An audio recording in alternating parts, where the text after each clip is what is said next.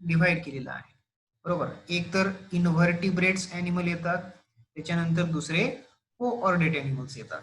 बरोबर, इन्व्हर्टिब्रेट ॲनिमल्स आणि coordinate animals हे जनरली बेसिक टॅक्झॉनॉमीचे काही डिव्हिजन्स आहेत. त्याच्यानंतर दुसरा जो येतो, त्या दुसऱ्या टॅक्झॉनॉमीचं नाव आहे मॉडर्न टॅक्झॉनॉमी. आणि या मॉडर्न टॅक्झॉनॉमीमध्ये आपण ॲनिमलचं व्यवस्थितरित्या क्लासिफिकेशन केलेलं आहे. आणि या क्लासिफिकेशनमध्ये आपण ॲनिमलचे, या पृथ्वीवर जेवढे काही ॲनिमल्स आहेत, बरोबर, या पृथ्वीवर जेवढे काही ॲनिमल्स आहेत, तर त्या सगळ्या ॲनिमल्सला, लिव्हिंग थिंग्सना आपण काय केलेलं आहे, 3 डोमेनमध्ये डिव्हाइड केलेलं होतं. बरोबर, ॲनिमल्स असो, प्लांट असो किंवा बॅक्टेरिया असो, या पृथ्वीवर जेवढे काही लिव्हिंग ऑर्गॅनिझम आहेत, त्या सगळ्या लिव्हिंग ऑर्गॅनिझमला आपण डोमेन नावाच्या हेडिंग खाली क्लासिफिकेशन केलेलं आहे. आणि आजच्या घडीला डोमेनचे किती प्रकार आहेत, तर डोमेनचे 3 प्रकार आहेत. बरोबर, तुम्हाला हायरार्ची माहित असतील. Hierarchy R the steps. बरोबर, हायरार्ची ह्या स्टेप्स आहेत कशामधल्या, क्लासिफिकेशन मधल्या. जसं की किंगडम एक हायरार्ची आहे, त्याच्यानंतर क्लास एक हायरार्ची आहे, ऑर्डर ही एक हायरार्ची आहे, जीनस, स्पीसीज हे सगळेचे सगळे काय हायरार्चीज आहेत. बरोबर, हायरार्चीज म्हणू शकता किंवा तुम्ही याला स्टेप्स असं सुद्धा म्हणू शकता. आता या हायरार्चीज मधला तुम्हाला आतापर्यंत काय माहित होतं, तुम्ही काय कन्सिडर केलं होतं की जी सगळ्यात हायेस्ट हायरार्ची होती, तर ती हायेस्ट हायरार्ची किंगडम आहे असं तुम्ही कन्सिडर करत होता. पण हायेस्ट हायरार्ची ही किंगडम नसून तर हायेस्ट हायरार्ची काय आहे, डोमेन आहे. बरोबर, domain is the top most step और top most hierarchy in animal classification. बरोबर, ॲनिमल क्लासिफिकेशन मधली सगळ्यात हायेस्ट हायरार्ची जर कोणती असेल तर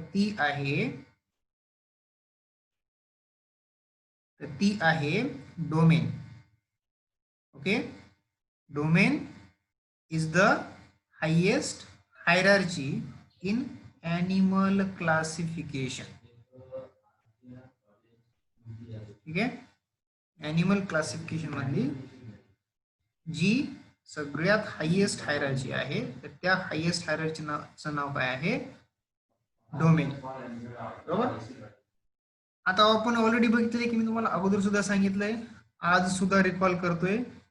खूप दिवस झाला आपला क्लास झाला नाही आणि पोळ्यामुळं त्याच्यानंतर दुसऱ्या काही फंक्शन्समुळं, पावसामुळं तुम्ही काय केलेलं असेल, सगळं विसरलेलं असेल, रिव्हिजन केलेलं नसेल. त्या अगोदर आपण काय करू, मागचं थोडंसं रिकॉल करू. बरोबर, आता या डोमेन मध्ये मी तुम्हाला काय सांगितलं की या पृथ्वीवर 3 डोमेन्स आहेत. त्या 3 डोमेनचं नाव काय आहे, पहिला डोमेन आहे तुमचा आर्किबॅक्टेरिया, दुसरा डोमेन आहे यू बॅक्टेरिया आणि तिसरा डोमेन आहे मेटाझोआ. बरोबर, या ठिकाणी आर्किबॅक्टेरियामध्ये कोण येतात, सगळेच्या सगळे प्रिमिटिव्ह बॅक्टेरिया येतात. या ठिकाणी आर्कीचा अर्थ होतो प्रिमिटिव्ह आणि बॅक्टेरिया तर तुम्हाला माहितच आहे. बरोबर, या आर्की बॅक्टेरियामध्ये कोण कोण येणार आहेत, तुमचे मिथॅनोजन्स येणार आहेत. बरोबर, मिथॅनोजन नावाचे, त्याच्यानंतर तुमचे हॅलोफाइट्स येतात. बरोबर, हॅलो बॅक्टेरिया येतात. तर हे सगळेच्या सगळे कशामध्ये येतात, आर्की बॅक्टेरियामध्ये येतात. पृथ्वीवर सगळ्यात पहिल्यांदा जर कोणते लिव्हिंग ऑर्गॅनिझम तयार झालेले असतील तर ते कोणत्या डोमेनचे असतील, आर्की बॅक्टेरियाचे असतील. आणि त्यानंतर या आर्की बॅक्टेरिया पासून ओरिजिनेशन झालं तुमच्या यू बॅक्टेरियाचं आणि त्याच्यानंतर तुमच्या मेटाझोआच्या ऑर्गॅनिझमचं. बरोबर, त्यानंतर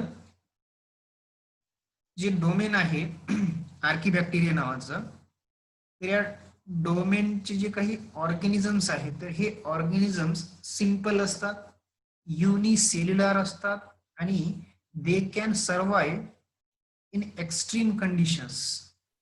जसे की थर्मोफाइल्स आहेत, मिथॅनोजन्स आहेत, हॅलोफाइल्स आहेत. बरोबर, आता फाइल्स ऑर्गॅनिझम कशाला म्हणणार, जे ऑर्गॅनिझम हाय टेम्परेचरला टॉलरेट करू शकतात. जे ऑर्गॅनिझम 70 डिग्री सेंटीग्रेड, 90, 100, काही काही बॅक्टेरिया तर असे आहेत की जे 200 डिग्री सेंटीग्रेडला सुद्धा काय करू शकतात, सर्व्हाइव्ह करू शकतात. मग तशा ऑर्गॅनिझमला आपण जनरली काय म्हणतो, थर्मोफाइल्स ऑर्गॅनिझम किंवा थर्मोफाइल्स बॅक्टेरिया असं म्हणतो. या ठिकाणी थर्मोचा अर्थ होतो टेम्परेचर आणि फाइल्सचा अर्थ होतो लव्हिंग. ज्याला टेम्परेचर आवडतं त्या बॅक्टेरियाला आपण काय म्हणणार, थर्मोफाइल्स असं म्हणणार. याचप्रमाणे हॅलोफाइल बॅक्टेरिया सुद्धा असतात आर्किबॅक्टेरियामध्ये. हॅलोचा अर्थ होतो साल्ट आणि फाईलचा अर्थ होतो लव्हिंग. ज्या बॅक्टेरियाला मीठ आवडतं, साल्ट आवडतं, तर त्या बॅक्टेरियाला आपण काय म्हणतो, हॅलोफाइल असं म्हणतो. आणि मिथॅनोजन कशाला म्हणणार, जे बॅक्टेरिया डायजेशन केल्याच्या नंतर मिथेन गॅस रिलीज करतात, बरोबर, मिथेन गॅस रिलीज करतात, तर त्या बॅक्टेरियाला आपण काय म्हणणार, आर्किबॅक्टेरिया मधल्या मिथॅनोजन असं म्हणणार. म्हणजे या मिथॅनोजन मध्ये मिथॅनोकोकस येतात आणि मिथॅनोबॅसिलस येतात, बरोबर. मिथॅनोकोकस आणि मिथॅनोबॅसिलस. मिथॅनोकोकस असे बॅक्टेरिया आहेत की ज्यांचा शेप राऊंडेड आहे, आणि मिथॅनोबॅसिलस असे बॅक्टेरिया आहेत की ज्यांचा शेप रॉड शेप्ड आहे, बरोबर. बॅसिलायचा अर्थ मायक्रोबायोलॉजीच्या भाषेमध्ये होतो रॉड शेप्ड, बरोबर. बॅसिलायचा अर्थ मायक्रोबायोलॉजी मध्ये होतो रॉड शेप्ड आणि कोकसचा अर्थ होतो सर्क्युलर शेप्ड बॅक्टेरिया, बरोबर. त्याच्यानंतर दुसरा जो डोमेन आहे तर त्याला आपण काय म्हटलं, यू बॅक्टेरिया असं म्हटलं. मग या आर्किबॅक्टेरियाच्या बॉडीमध्ये म्युटेशन होत गेलं, त्यांच्या जेनेटिक मटेरियलमध्ये म्युटेशन होत गेलं. जशा जशा इन्व्हायरमेंटल कंडिशन बदलत गेल्या तशा तशा आर्किबॅक्टेरियाच्या काही बॅक्टेरियानं स्वतःमध्ये बदल करून घेतला, आणि बदल करून घेतल्याच्या नंतर त्यांचं कन्व्हर्जन एका मॉडिफाईड बॅक्टेरियामध्ये झालं, आणि त्या मॉडिफाईड बॅक्टेरियाला आपण काय म्हटलं, यू बॅक्टेरिया असं म्हटलं. आता बघा या ठिकाणी आर्किबॅक्टेरियाला इन्व्हायरमेंटल कंडिशन कशा होत्या, ऍडव्हर्स होत्या. म्हणजे त्यांना टेम्परेचर, म्हणजे पूर्वीच्या काळामध्ये टेम्परेचर जास्त होतं, साल्ट जास्त होते, म्हणून कशाचं ओरिजिनेशन झालं, आर्किबॅक्टेरियाचं झालं. मग जसं जसं टाइम स्पेंड होत गेला, जसं जसं स्पेंड होत गेला तसं तसं इन्व्हायरमेंटल कंडिशन नॉर्मल व्हायला सुरुवात झाली. म्हणजे पृथ्वीची निर्मिती जेव्हा झाली तर तेव्हा त्या ठिकाणी टेम्परेचर भरपूर होतं, बरोबर. 200 डिग्री 300 डिग्री टेम्परेचर असायचं, 100 डिग्री असायचं. पण जशी जशी पृथ्वी थंड होत गेली तसं तसं इन्व्हायरमेंटल कंडिशन फेवरेबल होत गेल्या, आणि जशा जशा इन्व्हायरमेंटल कंडिशन फेवरेबल पण होत गेल्या आणि चेंज पण झाल्या, आणि जशा जशा इन्व्हायरमेंटल कंडिशन चेंज झाल्या तसं तसं आर्किबॅक्टेरियामध्ये बदल होत गेले, आणि बदल झाल्यामुळं कोण तयार झाले, तुमचे यू बॅक्टेरिया नावाचे ऑर्गॅनिझम तयार झालेले आहेत. या ठिकाणी यूचा अर्थ होतो वेल डेव्हलप्ड, आणि बॅक्टेरियाचा अर्थ तुम्हाला माहितच आहे. त्याच्यानंतर जो तिसरा डोमेन आहे, आता या ठिकाणी बघा, आर्किबॅक्टेरिया आणि you bacteria they are the examples of bacteria. आणि बॅक्टेरियाला आपण कोणत्या किंगडम मध्ये ठेवतो, तर किंगडम मोनेरा मध्ये ठेवतो, ठीक आहे. त्याच्यानंतर तिसरा जो डोमेन आहे तर त्या तिसऱ्या डोमेनचं नाव आहे मेटाझोआ. याच्यामध्ये सगळेच्या सगळे यू कॅरिओटिक ऑर्गॅनिझम येतात, ठीक आहे. त्यामध्ये सगळेच्या सगळे यू कॅरिओटिक ऑर्गॅनिझम कुठे येणार, तुमच्या मेटाझोआ मध्ये येणार आहेत,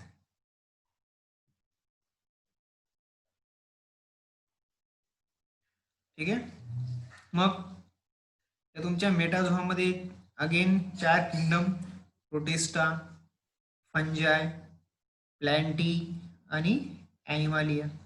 प्रोटिस्टामध्ये सगळेच्या सगळे प्रोटोझोन येतात. प्रोटोझोआचे जे काही ॲनिमल्स आहेत जसं की अमिबा असेल, पॅरामेशियम असेल, ट्रायपॅनोसोमा असेल, तर हे सगळेच्या सगळे प्रोटिस्टामध्ये येतात, बरोबर.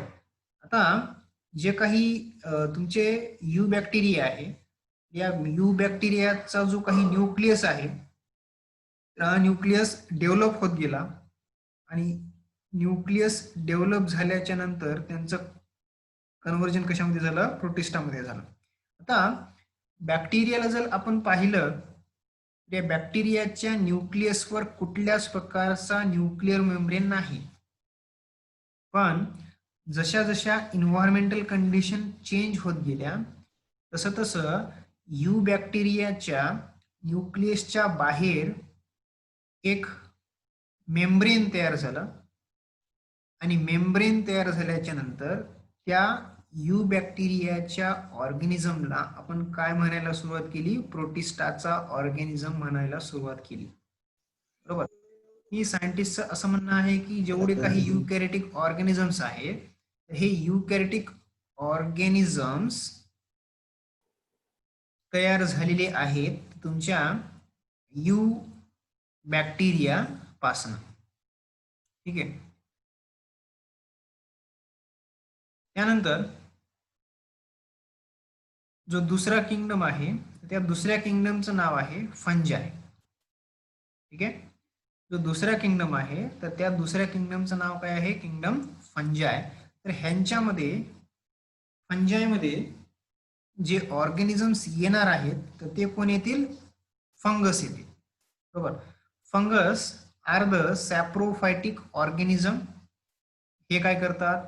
स्वतःच्या बॉडीच्या बाहेर डायजेस्टिव्ह एन्झाईम सिक्रेट करतात आणि बॉडीच्या बाहेर डायजेस्टिव्ह एन्झाईम सिक्रेट केल्याच्या नंतर ते एन्झाईम त्या फूड पार्टिकलला डिग्रेड करतील आणि डिग्रेड केल्याच्या नंतर त्यातलं जे काही अन्न आहे बरोबर त्या बाहेर डिग्रेड झालेल्या अन्नामध्ये जे काही न्यूट्रिशन्स आहेत जे सब पार्ट्स आहेत बेसिक सब पार्ट्स ते बेसिक सब पार्ट काय करतात? ते घेतात.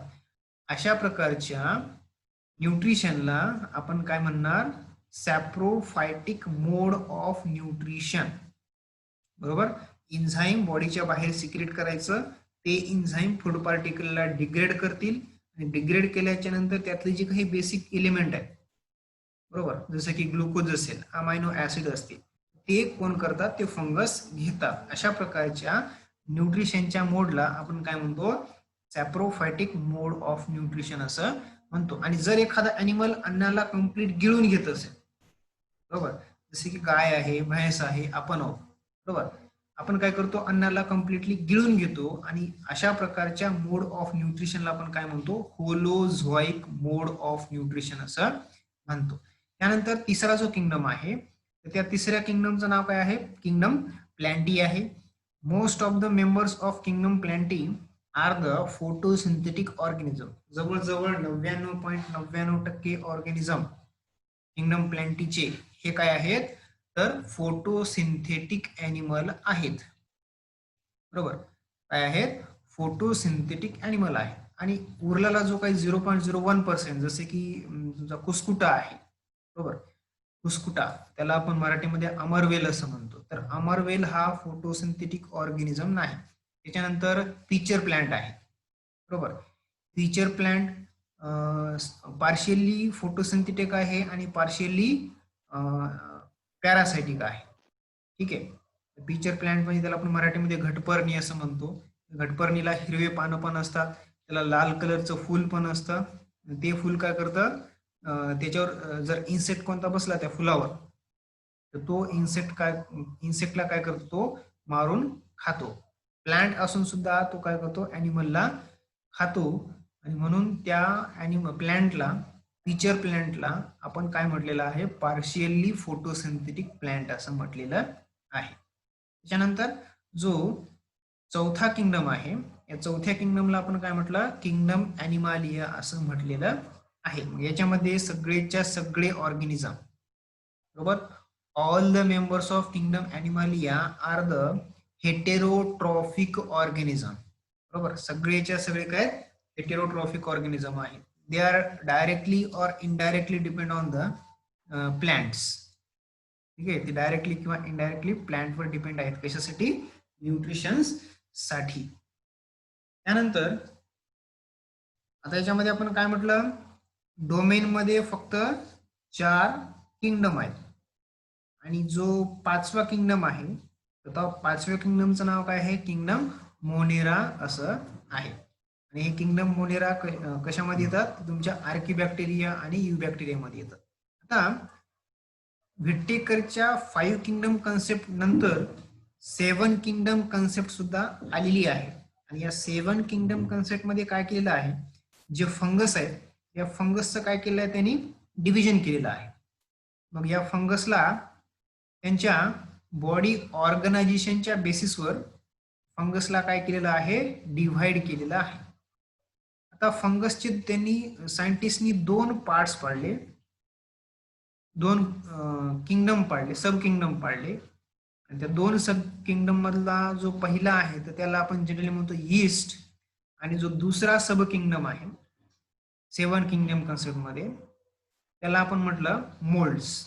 फंगसचे फर्दर दोन पार्ट्स ईस्ट आणि moulds. Yeast are the unicellular fungus, बरोबर. yeast are the unicellular fungus and molds are the multicellular fungus, बरोबर. yeastला म्हणजे युनिसेल्युलर फंगसला टाकलेलं आहे yeast मध्ये आणि मल्टीसेल्युलर फंगसला टाकलेलं आहे मोल्ड्स मध्ये. त्यानंतर किती झाले मग आपले किंगडम आतापर्यंत? सेवन किंगडम कन्सेप्ट नुसार जर आपण पाहिलं तर मोनेरा आला पहिला एक, प्रोटिस्टा दुसरा आला, फंगस मध्ये ईस्ट तिसरा झाला, मोल्ड्स चौथा झाला, बरोबर. त्यानंतर किंगडम प्लॅन्टी मध्ये अगेन दोन सब किंगडम, एकाचं नाव आहे अल्गी, ठीक आहे, एकाचं आहे अल्गी आणि त्याच्यानंतर दुसरा आहे प्लॅन्टी, बरोबर. अल्गीचे ऑर्गॅनिझम कशात? Algae are the unicellular organisms, आणि जे काही बाकीचे प्लांट्स आहेत प्लॅन्टी आहे, जसे की तुमचा ब्रायोफाइट आहे, पेरिडोफाइट आहे, जिम्नोस्पर्म आहे, अँजिओस्पर्म आहे. प्लॅन्टीचे सुद्धा दोन ग्रुप पाडलेले आहेत, एक तर युनिसेल्युलर प्लांट, दुसरे आहेत मल्टी सेल्युलर प्लांट्स, बरोबर. युनिसेल्युलर प्लांट्स मध्ये कोण येतात? मोस्टली अल्गी येतात, आणि मल्टी सेल्युलर प्लांट मध्ये तुमचे चार ग्रुप येतात, अल्गी, ब्रायोफाइट, टेरिडोफाइट आणि जिम्नोस्पर्म. म्हणजे टोटल किंगडम किती झाले? सेवन किंगडम कन्सेप्ट मध्ये 7 किंगडम झाले. पहिला झाला तुमचा मोनेरा, दुसरा झाला प्रोटिस्टा, तिसरा झाला ईस्ट, चौथा झाला मोल्ड्स, पाचवा झाला अल्गी, सहावा झाला प्लॅन्टी, सातवा झाला ॲनिमालिया. तर असे 7 किंगडम कन्सेप्ट सुद्धा अस्तित्वात आहे. त्यानंतर किंगडम ॲनिमालियाला आपण फर्दर दोन ग्रुपमध्ये डिवाइड केलेला आहे. एकाचं नाव आहे इनव्हर्टिब्रेट्स, त्यालाच आपण जनरली नॉन कोऑर्डिनेट असं सुद्धा म्हणतो. दुसऱ्याचं नाव आहे व्हर्टिब्रेट, त्यालाच आपण जनरली कोऑर्डिनेट असं सुद्धा म्हणू शकतो.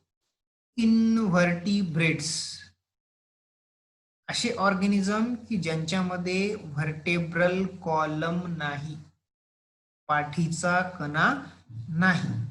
नॉन कोऑर्डिनेट्स, नॉन म्हणजे ऍबसेंट, कोऑर्डिनेट म्हणजे नोटोकॉर्ड. नोटोकॉर्ड अगेन म्हणजे नोटोकॉर्ड म्हणजे अगेन पाठीचा कणाच, ठीक आहे. त्याच्यानंतर दुसरा व्हर्टिब्रेट्स, त्यालाच आपण जनरली कोऑर्डिनेट असं सुद्धा. Vertebrates are those which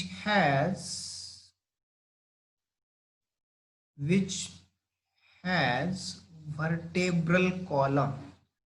Chordates are those which contain notochord. Notochord आणि vertebral column ह्या दोन वेगवेगळ्या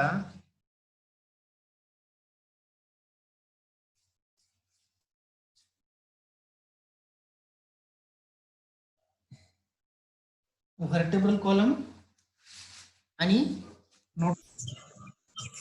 दोन काय वेगवेगळ्या टर्म्स आहेत,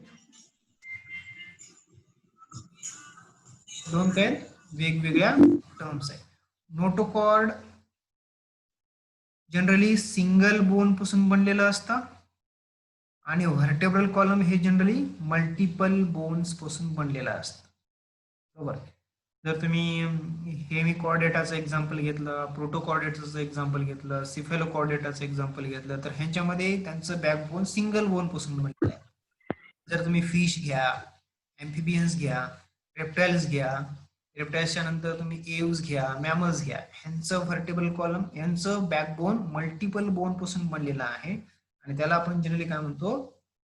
व्हर्टिब्रल कॉलम असं म्हणतो. अगेन इन्व्हर्टिब्रेट मध्ये 30 फायलम, सॉरी 29 फायलम, आणि या 29 पैकी 19 मायनर फायलम आहेत आणि 10 मेजर फायलम आहेत. बरोबर. तुम्ही पहिल्या सेमिस्टरमध्ये स्टडी केलेला आहे तर या 10 मेजर फायलमला, आणि आपल्याला या सेमिस्टरमध्ये थर्ड सेमिस्टरमध्ये स्टडी करायचे आहेत आपला कोऑर्डिनेट नावाचा फायलम. बरोबर. काय स्टडी करायचं आहे? कोऑर्डिनेट नावाचा फायलम स्टडी करायचा आहे. कोणते कोणते फायलम आहेत मेजर फायलम?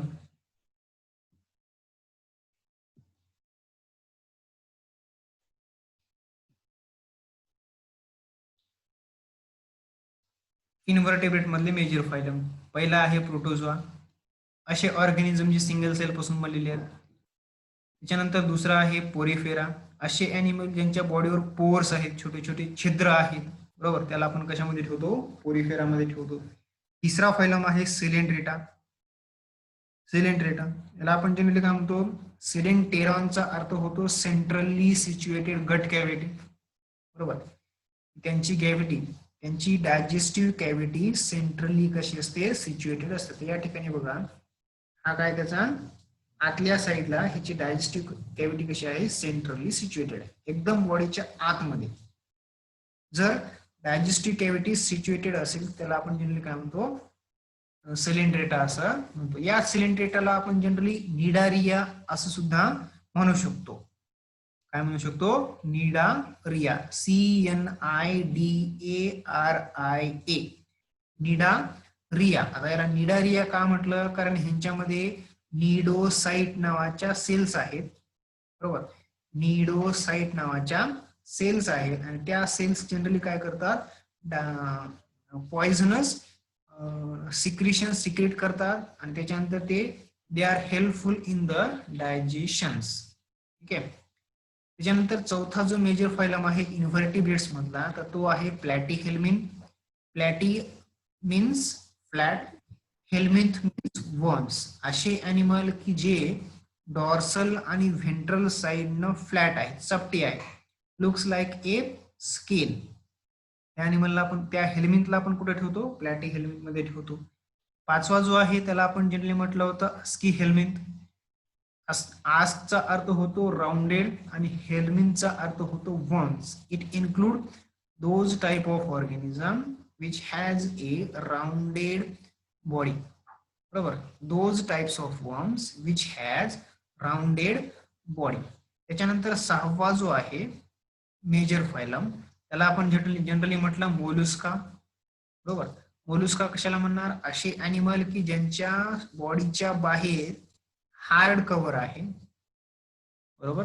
ज्यांच्या बॉडीच्या बाहेर हार्ड कव्हर आहे आणि या हार्ड कव्हरच्या आतमध्ये सॉफ्ट बॉडीड ॲनिमल प्रेझेंट आहे. बरोबर. असे ॲनिमल ज्यांची बॉडी सॉफ्ट आहे, त्यांची बॉडी सॉफ्ट आहे आणि बॉडीच्या बाहेर हार्ड कव्हर आहे, तशा प्रकारच्या ॲनिमलला आपण कशामध्ये ठेवतो? मोलुस्कामध्ये ठेवतो. याच्यामध्ये स्नेल येतात, त्याच्यानंतर पायला येतो, पायलाला आपण जनरली ऍपल स्नेल असं म्हणतो. त्याच्यानंतर शंख, शिंपले हे सगळे कशामध्ये येतात? मोलुस्कामध्ये येतात. त्याच्यानंतर सातवा जो मेजर फायलम आहे त्याला आपण जनरली काय म्हटलं? ॲनिलिडा असं म्हटलेलं आहे. बरोबर. असे ॲनिमल की ज्यांच्यामध्ये सेगमेंटेशन कसं आहे? मेटामेरिकली सेगमेंटेड आहे. यांच्या बॉडीवर हजारो सेगमेंट्स आहेत आणि सेगमेंट्स इंटरनल ऑर्गन सोबत काय करू शकतो? कोऑर्डिनेशन करतो, म्हणजे आतल्या ऑर्गन सोबत कोइन्साइड करतो. बरोबर. आतल्या ऑर्गन सोबत इंटरॅक्शन करतो, चिटकून राहतो. अशा प्रकारच्या सेगमेंटेशनला आपण जनरली काय म्हणतो? मेटामेरिकली सेगमेंटेड बॉडी असं म्हणतो. मग याच्यामध्ये नेरिस येतं, लीच येतं, त्याला आपण हिरुडिनारिया ग्रॅन्युलोसा असं म्हणतो. त्याच्यानंतर अर्थोम येतो. बरोबर. हे सगळेच्या सगळे कशामध्ये येतात? ॲनिलिडामध्ये येतात. त्याच्यानंतर जो आठवा फायलम आहे त्याला आपण काय म्हटलं? आर्थ्रोपोडा. या ठिकाणी आर्थ्रोचा अर्थ होतो जॉइंटेड आणि पोडाचा अर्थ होतो फूट. असे ऑर्गॅनिझम की ज्यांचे जे लेग्स आहेत तर हे कसे असतात? जॉइंटेड असतात. बरोबर. कसे असतात, त्यांचे पाय जॉईंटेड असतात. आणि सिम्पली सोप्या भाषेमध्ये सांगायचं झालं तर त्यांच्यामध्ये एकापेक्षा जास्त गुडघे असतील, त्याच्या पायामध्ये एकापेक्षा जास्त जर गुडघे असतील तर त्या ॲनिमलला आपण कशामध्ये ठेवतो, आर्थ्रोपोडामध्ये ठेवतो. वेगवेगळ्या प्रकारच्या मुंग्या, झुरळं, बरोबर, त्याच्यानंतर खेकडे, तर हे सगळेच्या सगळे आर्थ्रोपोडामध्ये येतात. प्रत्येक 100 ॲनिमलच्या मागे 60 ॲनिमल आर्थ्रोपोडाचे असतात. ठीक आहे, प्रत्येक 100 ॲनिमलच्या मागे 60 ॲनिमल आर्थ्रोपोडाचे असतात. आर्थ्रोपोडा जवळजवळ पृथ्वीवर जेवढे काही ऑर्गॅनिझम आहेत त्यापैकी 60% ऑर्गॅनिझम कोणत्या फायलमचे असतील, आर्थ्रोपोडाचे असतील. सिम्पली असं म्हणू शकतो की arthropoda is the highest largest phylum. आणि आर्थ्रोपोडाच्या नंतर जर कोणता मोठा फायलम असेल तर त्याला आपण काय म्हटलं, मोलुस्का असं म्हटलेलं आहे. सगळ्यात हायेस्ट लार्जेस्ट फायलम आर्थ्रोपोडा आणि त्याच्यानंतर दुसरा नंबर कोणाचा आहे, मोलुस्काचा आहे. ठीक आहे, त्यानंतर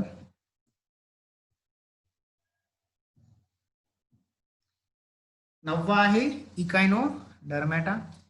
इकायनोजचा अर्थ होतो स्पाइनी आणि डर्माचा अर्थ होतो स्किन. असे ॲनिमल ज्यांच्या शरीरावर स्पाइन्स असतात, काटे असतात. या डायग्राम मध्ये बघा, या डायग्राम मध्ये हे ॲनिमलची स्किन आहे आणि या ॲनिमलच्या स्किनवर कसे असतात, भरपूर काटे प्रेझेंट आहेत आणि अशा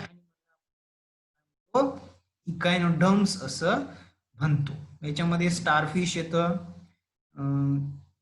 त्याच्यानंतर आय थिंक तुमचा ऑक्टोपस पण आहे. स्टारफिश तर आहे जनरली, बरोबर, स्टारफिश. त्याच्यानंतर तुमचा इकायनस आहे, स्टारफिश आहे. तर हे कशाचे एक्झाम्पल आहेत, इकायनोडर्मॅटाचे आहे. त्याच्यानंतर 10वा फायलम हेमिकॉर्डेटा. हेमीचा अर्थ होतो हाफ, कोऑर्डेटचा अर्थ होतो नोटोकॉर्ड. असे ऑर्गॅनिझम की ज्यांच्या अँटेरियर हाफ मध्ये नोटोकॉर्ड प्रेझेंट आहे. त्याच्यानंतर जो आपला दुसरा फायलम आहे, दुसरा डिव्हिजन आहे, त्याला आपण जनरली काय म्हटलं, कॉर्डेटा. ज्यामध्ये 3 सब फायलम, युरोकॉर्डेट, सिफॅलोकॉर्डेट, व्हर्टिब्रेट. ठीक आहे, युरोचा अर्थ होतो टेल, अर्थ होतो नोटोकॉर्ड, बरोबर. असे ऑर्गॅनिझम की ज्याच्या टेल मध्ये काय प्रेझेंट आहे, टेल रिजन मध्ये नोटोकॉर्ड प्रेझेंट आहे, बरोबर. नोटोकॉर्ड आहे पण कुठं आहे, टेल रिजन मध्ये आहे. त्याच्यानंतर दुसरा आहे सिफॅलोकॉर्डेट. सिफॅलोचा अर्थ होतो हेड रिजन आणि कोऑर्डेटचा अर्थ होतो नोटोकॉर्ड. असे ॲनिमल की ज्यांच्या हेड रिजन मध्ये काय प्रेझेंट आहे, नोटोकॉर्ड प्रेझेंट आहे. आणि तिसरा सब फायलम आहे vertebrates. Vertebrates are those in which notochord is replaced by vertebral column. ठीक आहे, नोटोकॉर्ड रिप्लेस झालेला आहे कशानं, व्हर्टेब्रल कॉलमना. म्हणजे एम्ब्रियोनिक कंडिशनला तर नोटोकॉर्डच प्रेझेंट आहे, बरोबर. तुमचा फिश पासून मॅमल्स पर्यंत कोणता का ॲनिमल असणार, त्याच्या एम्ब्रियोनिक कंडिशन मध्ये, त्याच्या एम्ब्रियोनिक कंडिशन मध्ये काय प्रेझेंट असतं, नोटोकॉर्ड प्रेझेंट असतं. मग जसं जसं त्या बाळाची डेव्हलपमेंट होत जाईल, 6व्या महिन्याच्या नंतर जशी जशी डेव्हलपमेंट होत जाईल तर तसं तसं नोटोकॉर्डचं रूपांतर कशामध्ये होतं, तुमच्या व्हर्टेब्रल कॉलम मध्ये होतं. त्याच्यानंतर या व्हर्टिब्रेट्स मध्ये अगेन 2 सुपर क्लास, एक आहे पायसेस, दुसरा आहे टेट्रापोडा. पायसेस मध्ये जनरली फिश येतात आणि टेट्रापोडामध्ये जनरली 4 पायाचे ॲनिमल येतात. टेट्राचा अर्थ होतो 4 आणि पोडाचा अर्थ होतो फूट, 4 पायाचे ॲनिमल. त्याच्यामध्ये आपण पण येतो. ठीक आहे, पायसेस मध्ये 2 क्लासेस, कॉन्ड्रिइथियस, त्याला आपण जनरली कार्टिलॅजिनस फिश असं म्हणतो, आणि दुसरा आहे ऑस्टिइथियस की ज्याला आपण बोनी फिश असं म्हणतो, बरोबर. हाडं दोन प्रकारचे असतात. एक असतात फ्लेक्झिबल, दुसरे असतात नॉन फ्लेक्झिबल. फ्लेक्झिबल हाडांना आपण कार्टिलेज असं म्हणतो. जनरली आपल्या कानामध्ये असतं, नाकामध्ये असतं. कानामध्ये आणि नाकामध्ये जे आहे त्याला आपण काय म्हणतो, कार्टिलेज असं म्हणतो. त्याच्यानंतर ऑस्टिओचा अर्थ होतो बोन्स. अगेन सुपर क्लास टेट्रापोडामध्ये 4 क्लासेस.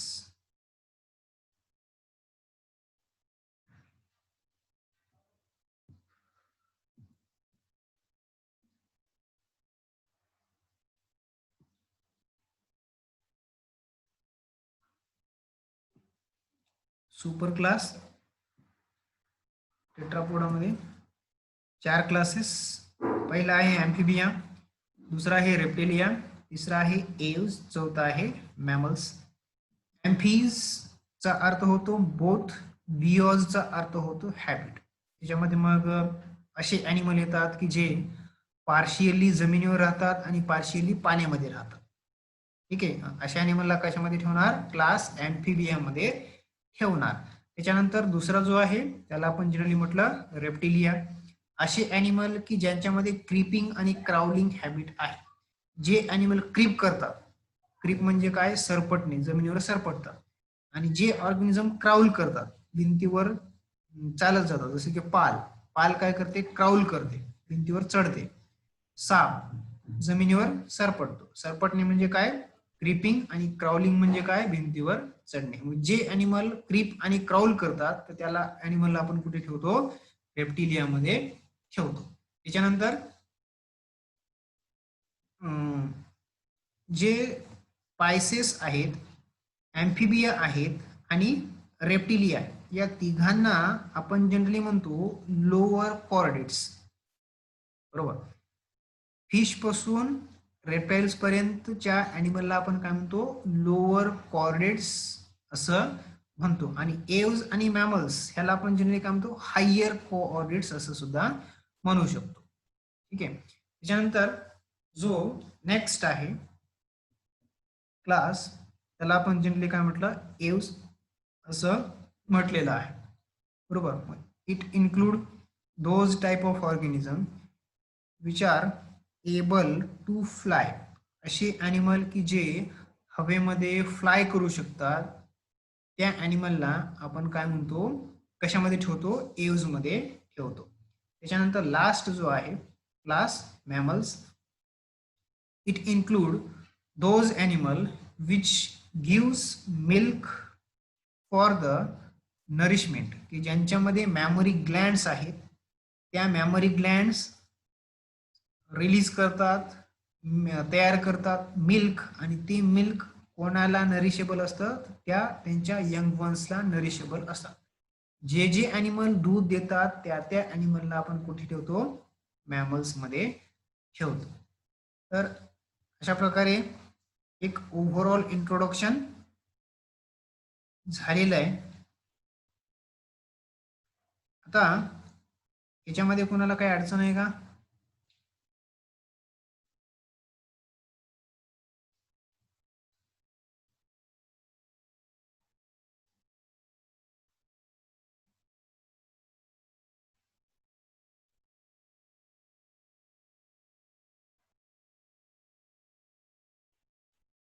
याच्यामध्ये कोणाला काही अडचण आहे का? अडचण असेल तर सांगा. नाही सर, नाही. ओके. तर अशा प्रकारे आपला क्लास आजचा झालेला आहे. आता तुमचे जे ॲडमिशन्स आहेत, ते ॲडमिशन्स लवकरात लवकर करून टाका. ठीक आहे. आणि ॲडमिशन्स लवकरात लवकर केल्याच्या नंतर, जेणेकरून नंतर काही रश होऊ नये, यासाठी तुम्ही काय करा, अगोदरच ॲडमिशन्स करून टाका. ठीक आहे. कोणाला काय अडचण?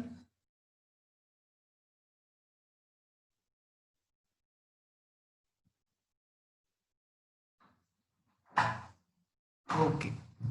तर पुढचा क्लास आपला होईल मे बी बुधवारी घेईल मी किंवा गुरुवारी घेईल किंवा दोन्ही दिवस घेईल, बुधवार आणि गुरुवार.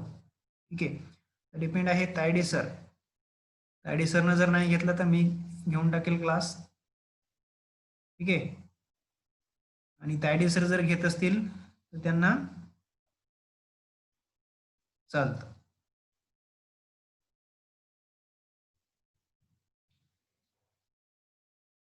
ओके.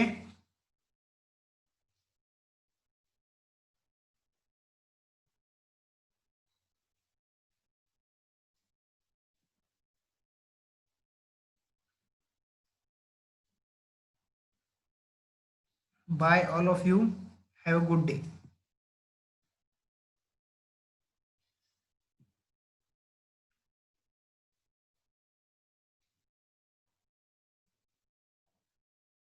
पुढचा क्लास होईल आपला गुरुवारी. ठीक आहे.